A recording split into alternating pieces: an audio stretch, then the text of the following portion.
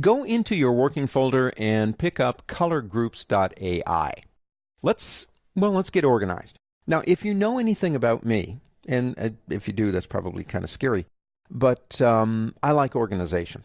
I am an organized kind of guy. I work more efficiently when everything is well oiled. And believe it or not, one of the places I really learned that was at the Culinary Institute, where everything in the kitchen has to be exactly where the chef expects it to be.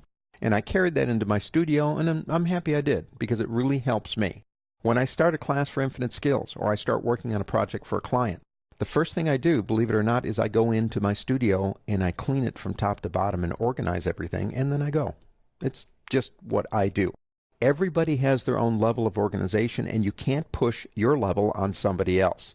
But one of the areas that we can really get organized in terms of colors, and I alluded to this in the last lesson, is using groups. Now, let's say these colors here represent like paint swatches at a store, but they're paint swatches for a website that I'm doing for a client, and we came to the conclusion that these are the colors that we're going to use. Well, I want to put those into my swatches panel. Now, how do you do that? Well, if I just did like we've done before, I could drag them over here and put them in this area right up here. But why not have your very own group of just those colors? This one's grays. These are the defaults. This one is Web Color Group. I'm going to click this button right here. And let's call this one Sam's Website. Click OK.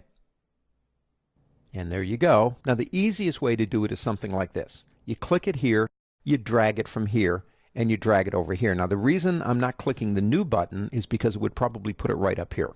So I'm going to go ahead and just start dragging them over as I'm talking, one at a time. Now, it doesn't give me the options, and that's fine. I can always change, if I want to, change the color names in that later. But they are all in now, or they will be in a second. They are all in this one beautiful group.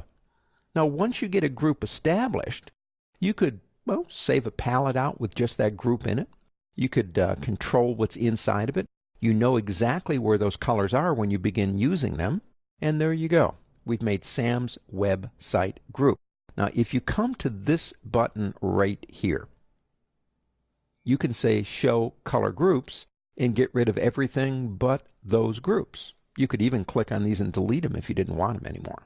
Control, to me, colors can very quickly get out of control. You can have so many colors and it becomes difficult to find what you need. Creating your own groups is a piece of cake. It's very easy to do. Don't forget that these are only here in this document. But we'll talk about how we get around that by saving sets later on.